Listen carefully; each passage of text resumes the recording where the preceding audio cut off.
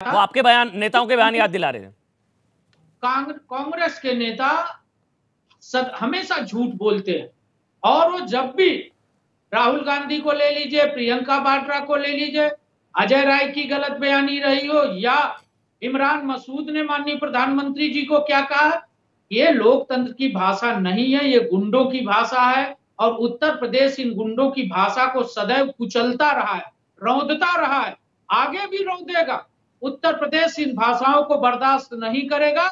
और प्रियंका वाड्रा जी अगर लोकतंत्र में विश्वास रखती है, नैतिकता में विश्वास रखती है, तो उनको अजय राय जैसे घृणित काम करने वालों को पार्टी से बाहर का रास्ता दिखाना चाहिए जी। और देश के प्रधानमंत्री और मुख्यमंत्री से माफी मांगना चाहिए प्रियंका वाड्रा को कि अजय राय ने जो गलती किया है उसके लिए मैं क्षमा मांगती हूँ। देखिए, गलती तब होती है, इसको ऐसा तो है नहीं कि गलती से बोल गए, वो तो सोच समझ कर बोला।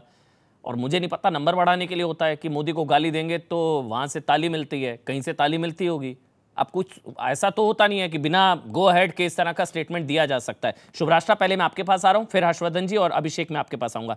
शुभराष्ट्र, जो मैंने सवाल पूछा, आपको लगता है कि बिना टॉप लेवल की स्वीकृति के इस तरह का स्टेटमेंट दिया जा सकता है, या नंबर बढ़ाने के लिए दिए जाते हैं कि मोदी को दो गाली, वहां से मिलेगी ताली, नंबर बढ़ जाएंगे? अब वो बोटी बोटी करने वाले को उपाध्यक्ष बना दिया था, यूपी कांग्रेस का उपाध्यक्ष बना दिया था, जिसने प्रधानमंत्री की बोटी बोटी करने की बात की थी, उसको कांग्रेस ने इनाम दिया था। तो नंबर बढ़ाने के लिए होता है क्या कि सरदार खुश होगा, शाबाशी देगा? अमन जी, मैं पिछले 2-3 डिबेट से सलमान भाई की बात से मैं बहुत अग्री करती आई हूँ। इनकी भाषा, इनका तेवर, इनका सब कुछ बदला हुआ है। आप सलमान भाई का ही एग्जाम्पल लीजिए। यहाँ जिस पोजीशन पर आज कांग्रेस पार्टी ने इनको बिठाया है, उसके पहले इनको कितनी तिकड़म करनी पड़ी थी, ये स्वयं भी जानते हैं। नेशनल टेलीविजन पर इस पर बहस ना हो तो ज्यादा बेहतर है। यही सलमान भाई के पहले के स्टेटमेंट्स आप निकाल करके देखिए। तो ये एक पैटर्न है, ये एक नैरेटिव है जिसके हिसाब से कांग्रेस में आगे बढ़ा जाता है। और कांग्रेस ही क्यों, अमन भाई, अमन जी, इस नैरेटिव को लेकर के हर पॉलिटिकल पार्टी जो कि कार्डर बेस्ड पार्टी होगी, हर पॉलिटिकल पार्टी जहां पे कार्यकर्ता नीचे से ऊपर तक ग्रो करता है, उस पॉलिटिकल पार्टी का नियम है कि जो ऊपर के टॉप बॉसेस हैं उनको खुश करने के लिए आपको अगर कुछ कहना है तो आपको कहना है। अगर आप उस तरह से नहीं कह पा रहे हैं तो आप उसको घुमा फिरा करके कहिए, पर आपको कहना है। बहुत कम लोग होते हैं अमन जी जो कि अपनी इंटेग्रिटी के साथ और अपनी साफगोई के साथ राजनीति में आगे बढ़ पाते हैं और अपना मुकाम बना पाते हैं। ये जगत सत्य है, ये मिथ्या नहीं है। और मुझे लगता है आप तो इतने बड़े जर्नलिस्ट हैं, आपको खुद मालूम है कि इस बात में सच्चाई है। लेकिन मूल मुद्दा क्या है? मूल मुद्दा अगर हम देखें कि गांधी परिवार को किस तरीके की भाषा पसंद है, किस तरीके के लोग पसंद हैं, आप देखिए अंग्रेजी में एक कहावत होती है, एक अंग्रेजी में जो टर्मिनोलॉजी है एक, कि let the dogs do the dirty work. यही कहावत है, ये बहुत ही फ्यूडल माइंडसेट से उठने वाली बात है। आप कभी प्रियंका गांधी या राहुल गांधी को इस तरीके की भाषा का प्रयोग करते हुए नहीं देखेंगे। गिरिराज सिंह ने सोनिया गांधी जी के लिए क्या बोला था, एक महिला के लिए क्या बोला था, वो याद है आपको?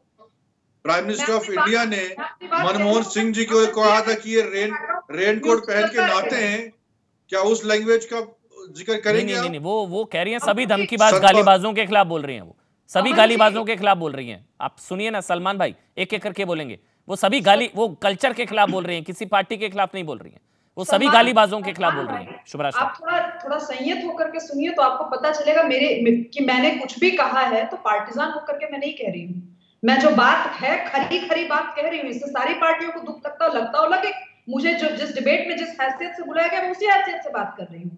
मैं आपसे पूछ रही हूँ, क्या आपने पार्टी के किसी भी सबसे बड़े नेता को, चाहे वो कोई भी पॉलिटिकल पार्टी हो, इस तरीके का विवादास्पद बयान देते हुए देखा है?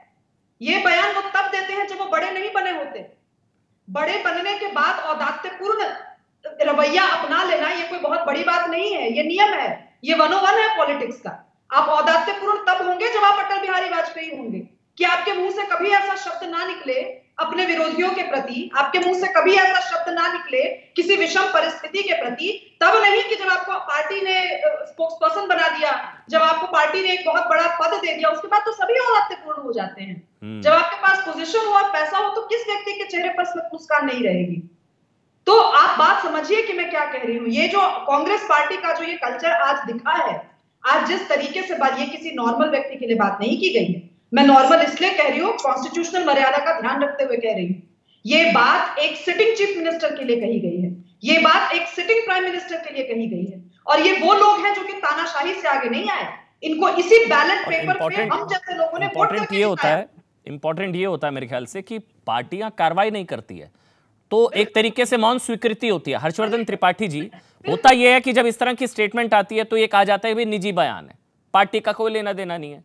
लेकिन मुझे आज तक किसी नेता पर पार्टी ने कार्रवाई की हो, क्योंकि मौन समर्थन होता है बल्कि प्रमोशन हो जाता है। मैंने तो देखा, मैंने उदाहरण दिया इमरान मसूद, बोटी बोटी कर दूंगा पीएम की, उसको उपाध्यक्ष बना दिया।